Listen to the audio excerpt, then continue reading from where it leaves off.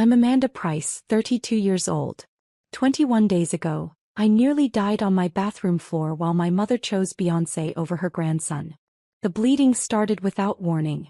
One moment I was changing my 3-week-old son Oliver's diaper at 4 p.m., and the next I felt a warm gush that soaked through everything. I looked down and saw blood. So much blood. Postpartum hemorrhage. The thing they warn you about but you never think will happen to you. My husband Jason was at work, an hour away in downtown Los Angeles. Oliver was crying because he was hungry and I just started to nurse him when the bleeding began. My hands were shaking so badly I could barely hold my phone. I called 911 first. "Ma'am, how much blood?" the dispatcher asked. "I don't know. A lot. I'm soaking through pads in minutes. I feel dizzy. I'm sending paramedics now. Are you alone? I have a 3-week-old baby. My husband is at work.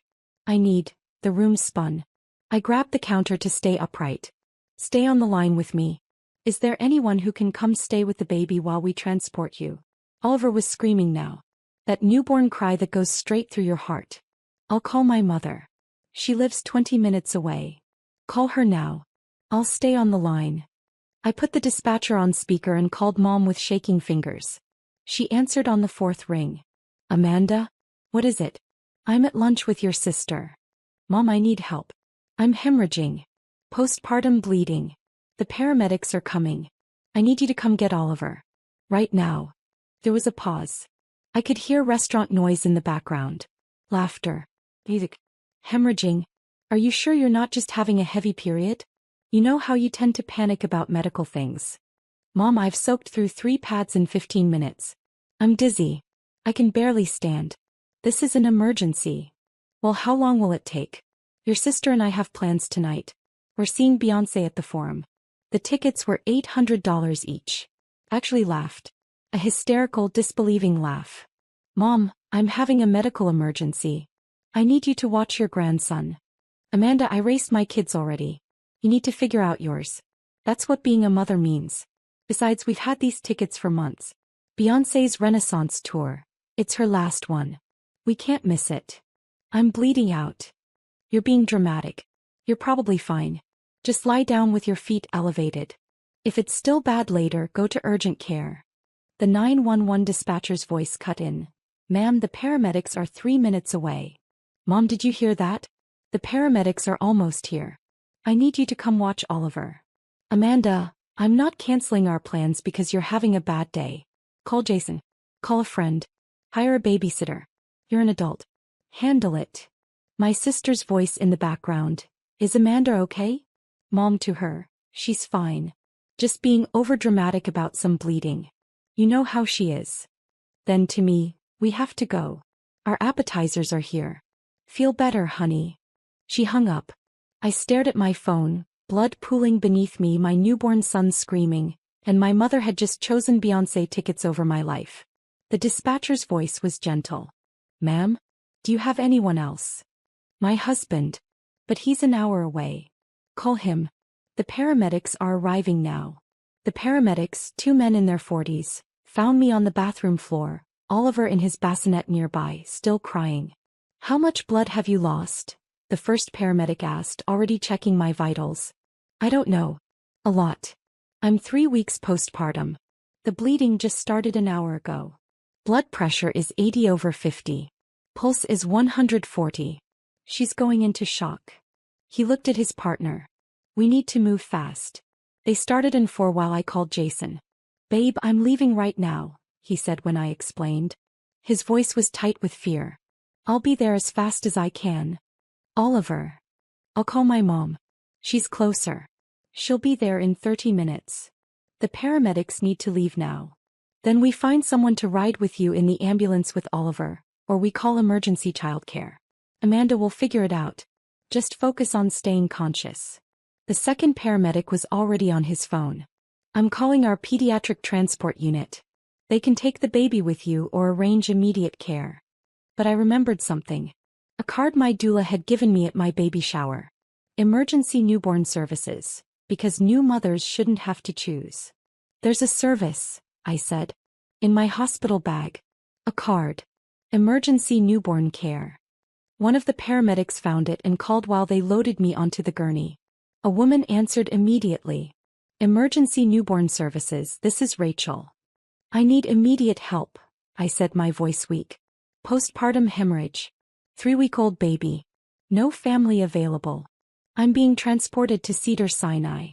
We'll have a specialist at Cedars before you arrive. What does Oliver need? I told her about his feeding schedule, his bassinet, his favorite swaddle.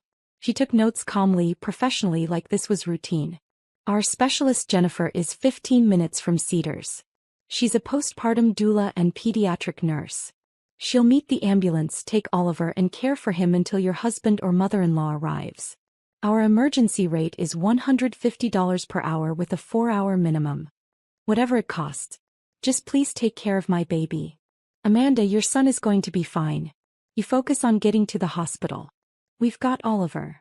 As they wheeled me to the ambulance, Oliver strapped in his car seat beside the gurney, I did something I'd been doing for 10 years.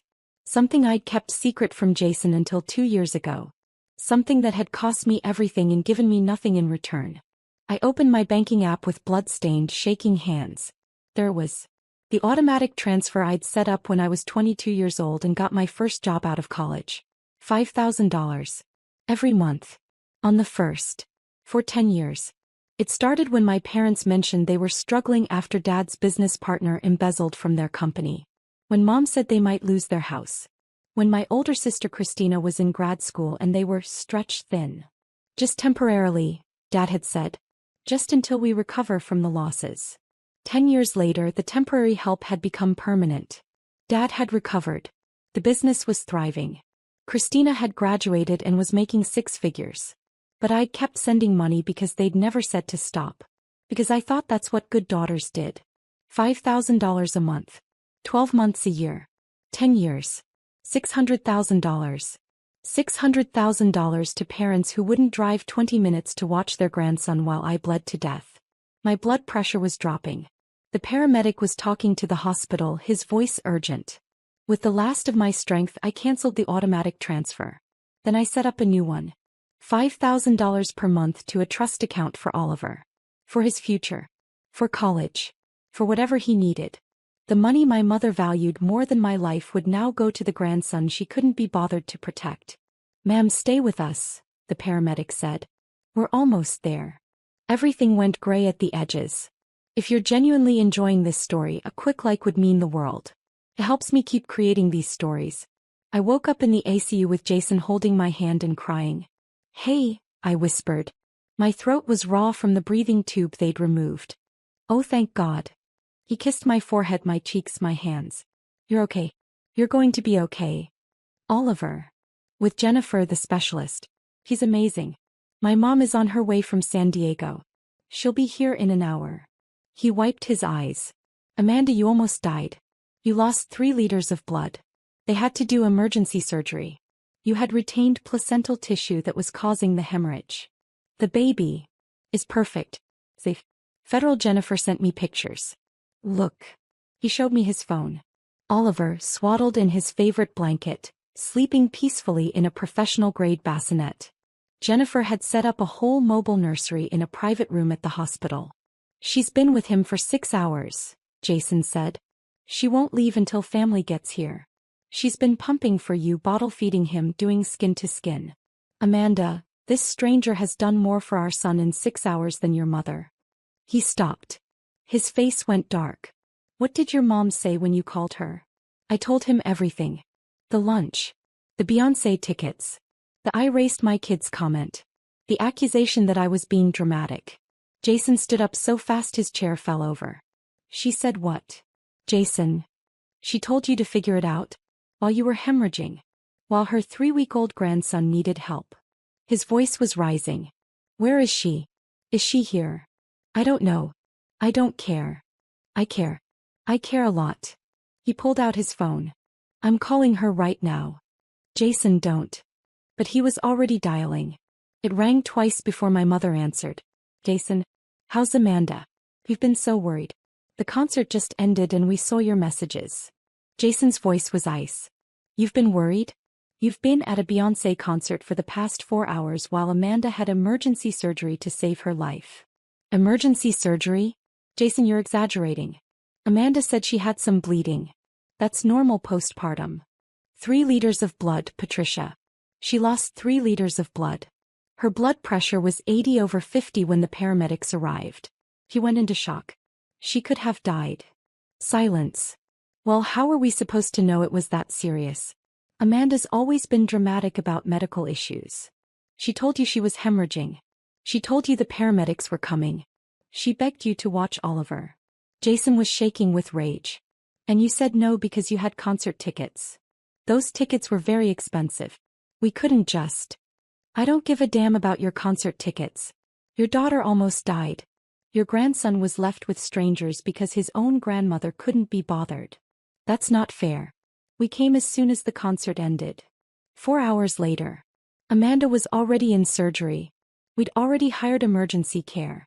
You weren't needed anymore because you made it clear you wouldn't show up when it mattered. My mother's voice turned cold. Jason, I understand you're upset, but you're being incredibly disrespectful. We're Amanda's parents. We deserve.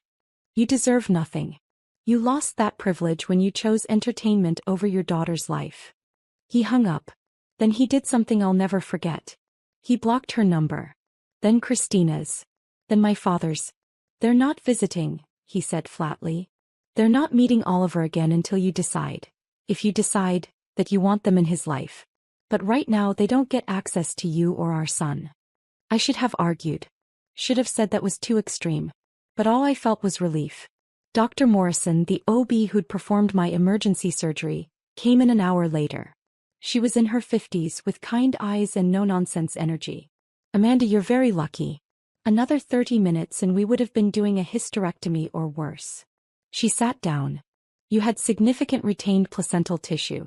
It caused catastrophic bleeding. We had to surgically remove it and repair damage to your uterine wall. Will I be able to have more children? Yes. But you'll need to wait at least 18 months and you'll be high risk. We'll monitor you closely. She paused. Amanda, I need to ask you something. When you called your mother for help, what did she say? I told her. Dr. Morrison's face went very still. Then she stood up. Excuse me for a moment. She walked into the hallway. I could hear her voice, sharp and clear. Mrs. Price? I'm Dr. Morrison, Amanda's OB-GYN. I understand you're in the waiting room. My mother's voice. Yes, we've been here for an hour. They won't let us see Amanda. Her husband is being completely unreasonable. I'm the one who gave the order. Amanda is not receiving visitors except approved family. We are family. We're her parents. Let me be very clear about what happened to your daughter today. She experienced a postpartum hemorrhage caused by retained placental tissue. When she called you, she was already in early shock. Her blood pressure was critically low. She was bleeding at a rate that would have killed her within the hour. Silence from my mother. She called you, her mother, and asked for help with her 3-week-old infant. And according to her medical history notes, you refused because you had concert tickets. Is that accurate? We didn't know it was that serious. She told you she was hemorrhaging. She told you paramedics were coming.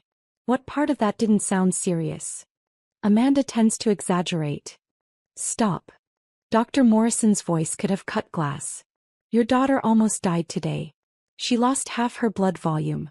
We had to perform emergency surgery. She'll need weeks of recovery. And your first response when she called for help was that you'd raised your kids already, and she needed to figure it out. I didn't mean. I've been an OB for 27 years. I've seen a lot of family dynamics. But I have never in my entire career had a grandmother refuse to help during a life-threatening postpartum emergency because of entertainment tickets. You don't understand. Those tickets were very expensive and your daughter's life was worthless in comparison? Your grandson's need for family support meant nothing compared to a concert. Dr. Morrison's voice dropped. Mrs. Price, I'm going to ask you a question, and I want you to think very carefully before you answer. What question? If Amanda had died on that bathroom floor while you were at your concert, would the show have been worth it? The silence was so long I could hear it from my hospital bed. Then my mother's voice, smaller, that's not fair. Neither is abandoning your daughter during a medical emergency. I suggest you think about that before you try to see her again. Footsteps. Dr. Morrison returned to my room, I'm sorry, she said. I don't usually get involved in family matters. But as your physician, I have to document why you didn't have family support during a critical medical emergency. And Mrs. Price's reasoning was so negligent that I felt compelled to address it. What did she say? Nothing coherent.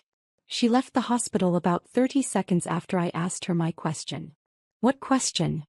Dr. Morrison smiled grimly. Whether the concert would have been worth it if you'd died. Jason's mother Ellen arrived from San Diego at 9 p.m. She burst into my room, still in her work clothes, carrying bags of supplies. Oh, honey.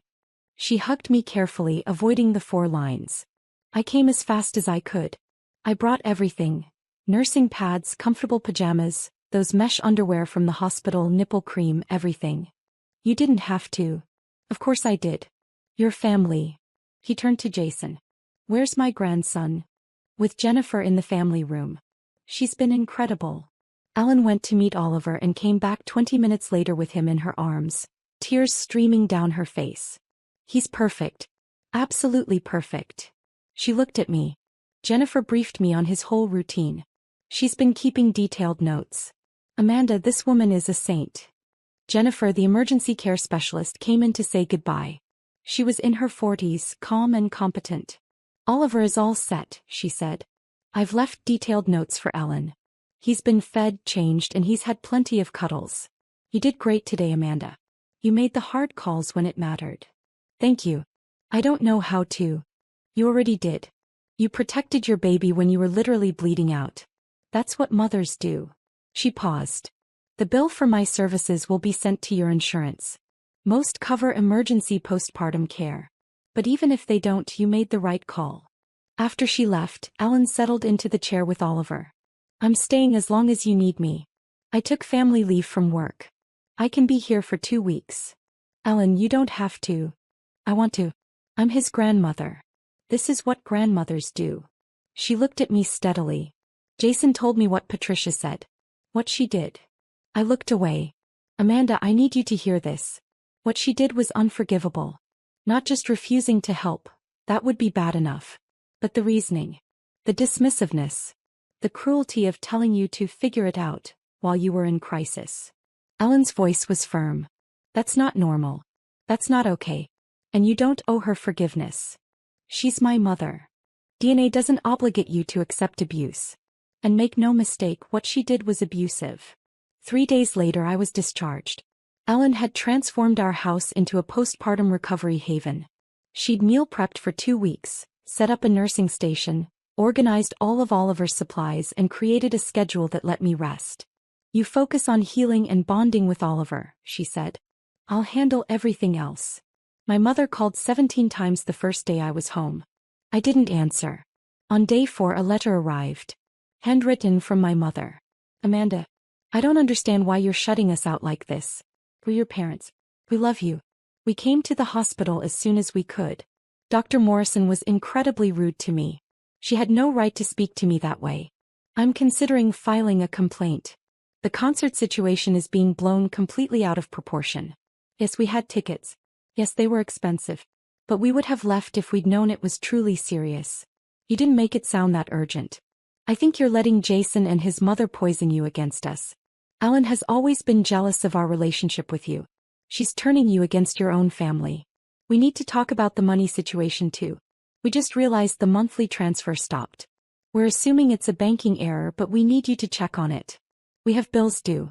Please call us. We miss you and Oliver. Love, Mom. I read it twice, looking for actual accountability.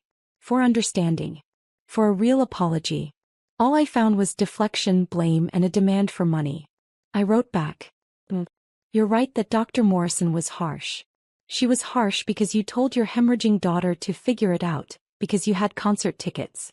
She was harsh because your actions were indefensible. You didn't come as soon as you could. You came 4 hours later after the concert ended, after I'd already had emergency surgery. You came when it was convenient, not when I needed you. The concert situation isn't blown out of proportion. You chose entertainment over your daughter's life. Those are the facts. The money transfers weren't a banking error. I canceled them. I've been sending you $5,000 a month for 10 years. That's $600,000.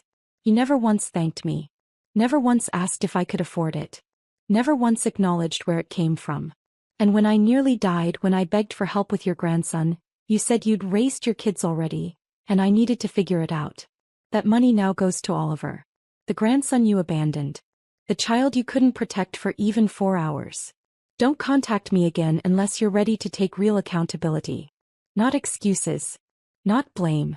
Real, honest acknowledgement of what you did and why it was wrong. Amanda. I mailed it before I could second-guess myself. My mother showed up at my house 2 days later. Ellen answered the door. Patricia. What do you want? I need to see my daughter. Amanda doesn't want to see you. I'm her mother. I have a right. You forfeited your rights when you abandoned her during a medical emergency. Ellen's voice was steel. Leave before I call the police. You can't keep me from my own grandchild. Actually, I can. I have power of attorney while Amanda recovers.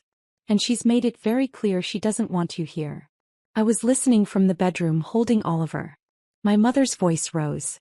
This is kidnapping. You're turning Amanda against her own family. I'm protecting Amanda from people who hurt her. There's a difference. I never hurt her. I love her. You told her to figure it out while she was bleeding to death. That's not love. That's neglect. My mother's voice broke. I made a mistake. Can't she forgive me? That's not for me to decide. But Patricia, if you want any chance of forgiveness, you need to understand what you did. Actually understand it. Not make excuses. Not blame others. Actually sit with the reality that you chose a concert over your daughter's life. It wasn't like that. It was exactly like that. And until you can admit it, you won't be welcome here. I heard my mother's footsteps retreating. A car door slamming. The engine starting. Ellen came back inside shaking. I'm sorry, she said. I know she's your mother. But I couldn't let her. Thank you. I was crying. Thank you for protecting me when she wouldn't. 6 weeks postpartum, I had my follow-up with Dr. Morrison. You're healing beautifully, she said after the exam. Physically, you're recovering well. How are you doing emotionally? Better than I expected. My mother-in-law has been amazing. Jason took paternity leave. I have support. And your mother? Haven't spoken to her. She sends letters and gifts. I don't respond. Dr. Morrison nodded. That's probably wise. Amanda, I want to tell you something. In my 27 years as an OB, I've seen a lot of postpartum emergencies. And family dynamics always reveal themselves in crisis. What do you mean? The people who show up in a crisis are your real family. The people who make excuses aren't. It doesn't matter if they share your DNA. She leaned forward. Your mother-in-law dropped everything and drove 3 hours. A professional stranger cared for your baby for 6 hours. Your husband shut down his career for 2 weeks. That's family. And my mother chose Beyoncé. Exactly. Believe people when they show you who they are. 3 months postpartum, my sister Christina called. Amanda? It's me. Please don't hang up. Almost did. But curiosity stopped me. What do you want, Christina? I need to talk to you. About Mom. About everything. She paused. Can we meet for coffee? Against my better judgment, I agreed. We met at a cafe near my house. Christina looked tired. Older than I remembered. Thanks for coming, she said as I sat down with Oliver in his carrier. You have 30 minutes. Ellen is watching from that table. I pointed to my mother-in-law, who waved cheerfully while giving Christina a look that could melt steel. Fair enough. Christina took a breath. Amanda, I need to apologize. For the concert. For not supporting you. For everything. You were there too. At the concert. I was. And I'm ashamed. She looked down. Mom told me you were being dramatic. That you always overreacted to medical stuff. I believed her because it was easier than challenging her. I almost died, Christina. I know. I didn't know that at the time, but I know now. And even if it hadn't been that serious, I should have pushed her to help. You were 3 weeks postpartum with a newborn. Even if it was just heavy bleeding, you deserved support. I waited. There's something else, Christina said. Mom asked me to start sending her money. She said you cut her off over a misunderstanding, and she needs help with bills. What did you tell her? I asked how much you'd been sending. She said it was just a little help here and there. So I looked into it. Christina met my eyes. I found your old bank statements. You left them at Mom's house years ago. Amanda, you've been sending her $5,000 a month for 10 years. Yes. That's $600,000. I'm aware. Christina sat back, stunned. How? How did you afford that? I worked 70-hour weeks. I lived in a studio apartment until I met Jason. I drove a 15-year-old car. I never took vacations. I sacrificed everything to make sure they were comfortable. Why didn't you tell me?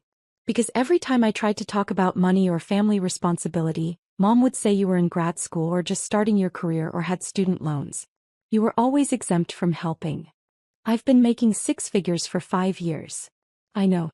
And Mom never asked you for a dime. Just me. Always me. Christina was quiet for a long moment. She asked me for $4,000 a month. Said it was temporary. I sent her $8,000 total before I started asking questions. She'll bleed you dry if you let her. I already told her no. She called me ungrateful. Said I was abandoning her just like you did. Christina's voice shook. I finally saw it. The manipulation. The way she uses guilt and obligation. The way she's always made me the golden child and you the workhorse. Took you long enough. I know. I'm sorry. I'm so sorry for all of it. She reached across the table. I don't expect you to forgive me. I just wanted you to know I see it now. I see what she did to you. What she's always done to you. What are you going to do about it? I cut her off. Financially and emotionally. I'm in therapy. I'm working on understanding why I enabled her for so long. She paused. And I wanted to ask if there's any way we can rebuild. Not now maybe. But eventually. I looked at my sister. Really looked at her. He was crying. Actually crying. Maybe, I said slowly. But Christina, it can't be like before. I can't be the one who always gives while you take. I can't be the responsible one while you're the fun one. That dynamic is done. I understand. And I want different too. I want to actually be your sister. Not Mom's enforcer or her golden child. Just, your sister. Then prove it. Do the work. Stay in therapy. Set boundaries with Mom. And maybe in a year or so we can try. A year.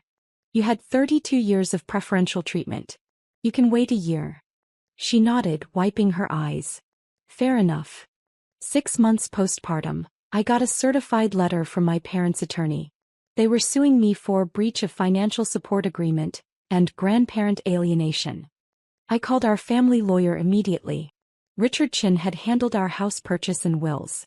This is nonsense, Richard said after reviewing the letter. There's no such thing as a legally binding financial support agreement unless you signed a contract. Did you? No. I just started sending money when they said they needed help. Then they have no case. As for grandparent alienation, California law is very specific. Grandparents have no inherent right to visitation unless they can prove it's in the child's best interest and the parents are unfit. What do I do? We respond. We document everything. The concert, the medical emergency, the refusal to help. We show a pattern of neglect and manipulation. They won't get anywhere near Oliver with this lawsuit. Can they really take me to court? They can try. But Amanda, they'll lose. And more importantly, the judge will see exactly what kind of people they are. The case lasted 3 weeks before their attorney withdrew. Richard's response had been devastating. A complete timeline of my medical emergency, my mother's refusal to help, the $600,000 I'd sent over 10 years without acknowledgement, and their immediate lawsuit when the money stopped. Their lawyer called Richard personally. My clients didn't disclose the full situation. I wouldn't have taken this case if I'd known. Please extend my apologies to Mrs. Price. 1 year after Oliver's birth, we had a small party. Just close friends and Ellen. No one from my side of the family. Oliver was thriving. Happy. Healthy. He knew his grandma Ellen, who visited twice a month and video called every Sunday. He didn't know my mother. Didn't know my father. Didn't know he had a family on my side that had abandoned him before he was a month old. And I was okay with that. Ellen made the birthday cake. A beautiful blue and white creation with Oliver's first year. In careful frosting letters. To Oliver, she said, raising a glass of sparkling cider. And to the family that shows up. To showing up, we all echoed. Later, after everyone left, Jason and I sat on the couch watching Oliver sleep in his bassinet. Do you think you'll ever talk to them again? Jason asked. I don't know. Maybe. If they ever actually take accountability. If they ever understand what they did. I paused. But Jason, I'm not waiting for that anymore. I'm not putting my life on hold hoping they'll become the parents I deserved. Good. You deserve so much better. I have better. Have you? I have Ellen. I have Oliver. I have a family that actually values me. My phone buzzed. A text from Christina. 1 year sober from mom's manipulation. Therapy is working. Not asking to see Oliver yet. I know I need to earn that. Just wanted you to know I'm doing the work. Happy birthday to my nephew. Red heart. I showed Jason. Are you going to respond? Yeah. Because she's actually trying. Actually changing. I typed back. Proud of you. Keep going. 18 months after the hemorrhage I got pregnant again. We didn't tell anyone for months. High-risk pregnancy meant constant monitoring, frequent appointments, managed stress. Dr. Morrison watched me like a hawk. You're doing great. Blood work is perfect. Blood pressure is normal. This pregnancy is completely different. Because I'm not stressed? Because you're not carrying people who drain you. Your body knows the difference. At 38 weeks, our daughter Emma was born. Healthy. Perfect. Easy delivery. Ellen was there within hours, tears streaming down her face as she held her granddaughter. 2 grandchildren, she whispered. I'm so blessed. My mother sent a gift to the hospital. An expensive silver baby set, engraved with, to our precious granddaughter Emma. Love, Grandma and Grandpa. I sent it back with a note. You're not her grandparents. You're people who abandoned her brother when he was 3 weeks old. People who sued me for stopping payments you never earned. People who have never once taken accountability for your actions. Don't send gifts for children you don't know. Don't claim relationships you haven't built. If you want to be grandparents, it starts with being decent parents. And you've never managed that. 2 years after the Beyoncé concert, I ran into my mother at the grocery store. She looked smaller. Older. Her hair had gone gray and she'd aged in a way that suggested stress, not graceful aging. Amanda. She stopped her cart. Stared at Emma in my carrier, at Oliver holding my hand. They're so big. Kids grow. Can we talk, please? Just for a minute. I looked at my children. At my watch. At the exit that was so close. You have 5 minutes. We stood there in the produce section while other shoppers moved around us. I'm sorry, Mom said. For everything. The concert. The lawsuit. All of it. I was wrong. What specifically were you wrong about? She blinked. What? What specifically? What did you do that was wrong? I chose the concert over helping you. And I shouldn't have sued you. And I took your money for years without appreciating it? These all sound like questions, not statements. She took a breath. Amanda, I don't know what you want me to say. I want you to say, I abandoned my daughter during a life-threatening medical emergency. I told her to figure it out when she was bleeding to death. I prioritized entertainment over her life. I took $600,000 from her over 10 years and never once acknowledged it or thanked her. I sued her when she set boundaries. I was a terrible mother and I'm sorry. Can you say that? She looked stunned. That's so harsh. That's honest. And Mom, until you can be honest about what you did, we have nothing to talk about. I'm trying. You're trying to avoid accountability. You're trying to get access to my kids without doing the work. You're trying to skip past the hard parts to get back to the benefits. I adjusted Emma in her carrier. It doesn't work that way. What do you want from me? I want you to get therapy. Real therapy, not just someone who tells you what you want to hear. I want you to understand why you treat people this way. Why you use them. Why you value money and status over relationships. I paused. And I want you to do that for yourself, not to get access to my children. How long will that take? However long it takes. Years maybe. Maybe forever. But Mom, I'm not waiting anymore. I have a family. A real one. People who show up. People who value me. You're not part of that family right now, and you won't be until you can prove you've changed. That's not fair. Neither is abandoning your daughter during a medical emergency. Neither is taking $600,000 without acknowledgement. Neither is suing your own child for setting boundaries. I started to push my cart away. Fair is getting what you earned. And Mom, you earned distance. I walked away without looking back. Oliver asked, "Who was that lady, Mama?" "Someone who used to be in our family." "Is she in our family now?" "No, baby. She's not." "Oh. Okay." He went back to looking at the apples. "My name is Amanda Price. I'm 34 years old. I'm a mother of two, a wife and a daughter-in-law to the best mother-in-law in the world. I used to be a daughter too. Used to send my parents $5,000 a month. $600,000 over 10 years. Used to believe that family meant accepting whatever treatment they gave me. 2 years ago, I nearly died from a postpartum hemorrhage while my mother chose a Beyoncé concert over her grandson. An ER doctor asked her one question that made her go white. If Amanda had died, would the show have been worth it? She never answered. I've lost a lot. I lost the parents I wished I had. I lost the fantasy of what family was supposed to be. I lost $600,000 that could have changed my life. But I gained everything that matters. A husband who protects me. A mother-in-law who shows up. Children who will never wonder if they're valued. Peace. Self-respect. Freedom. My mother still sends cards on birthdays. Still tries to make contact. Still wants a relationship without accountability. And I still say no. Because I learned something in that bathroom, bleeding out while my mother chose entertainment. Some people will only love you for what you provide. The moment you stop providing it, they'll show you exactly who they are. Believe them. If anyone out there is funding their own mistreatment, sending money to people who don't value you, accepting scraps of love from people who should give it freely, you deserve better.